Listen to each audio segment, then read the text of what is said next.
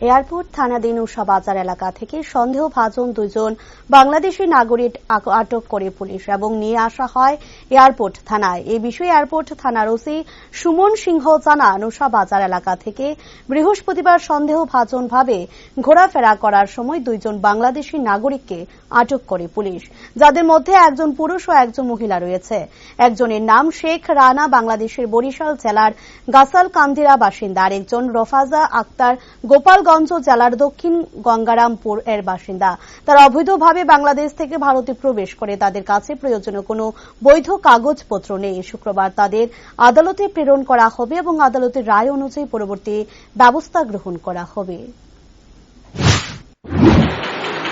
গতকাল 2 তারিখ আমাদের মোবাইল পার্টি যখন মোবাইল ডিউটি করছিল, তখন উষা বাজারে দুজন সাসপেক্টেড পার্সন দেখতে পাই। Suspected to be Bangladesh national. সাথে সাথে আমাদের যে অন ডিউটি মোবাইল অফিসার ছিল, সে তাদেরকে উষা বাজারের মধ্যে ডিটেইন করা হয়।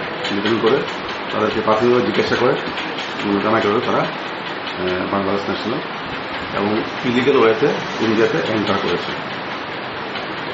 কোথা থেকে এসছে তারা, সে বিষয়ে কোনো তথ্য রয়েছে কি এই মুহূর্তে? তারা অ্যাকচুয়ালি বাংলাদেশের বরিশাল ডিস্ট্রিক্ট আর গোপালগঞ্জ ডিস্ট্রিক্টের লোক।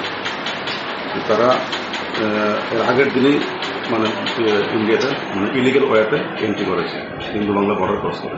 কি কারণে এসছে এই বিষয়ে কোনো কিছু জানতে পেরেছেন কি? তাদের উদ্দেশ্য হলো কাজের উদ্দেশ্য।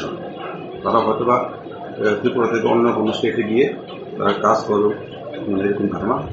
তারা বাংলাদেশ থেকে ইন্ডিয়াতে এসেছে। কয়জনকে আটক করা হয়েছে টোটাল? একজন ছেলে, একজন মহিলা। বয়স কেমন হবে তাদের? যে ছেলে তার বয়স 29, মেয়ের বয়স হল 22। পরবর্তী পদক্ষেপ কি গ্রহণ করতে যাচ্ছেন এই বিষয়ে? তাদেরকে এখন কোর্টে পাঠানো হবে এবং তাদেরকে আইনের যা করণীয় তা করা হবে। কোর্টে কি আপনাদের তরফ থেকে তাদেরকে বাংলাদেশে পুশব্যাক করার কোনো দাবি রাখা হবে? অ্যাকচুয়ালি আমরা আজকে কোর্টে তলব করে দেবো। বাকিটা লার্নের কোর্টের নির্দেশ মূলে আমরা নেক্সট স্টেপ নেওয়া।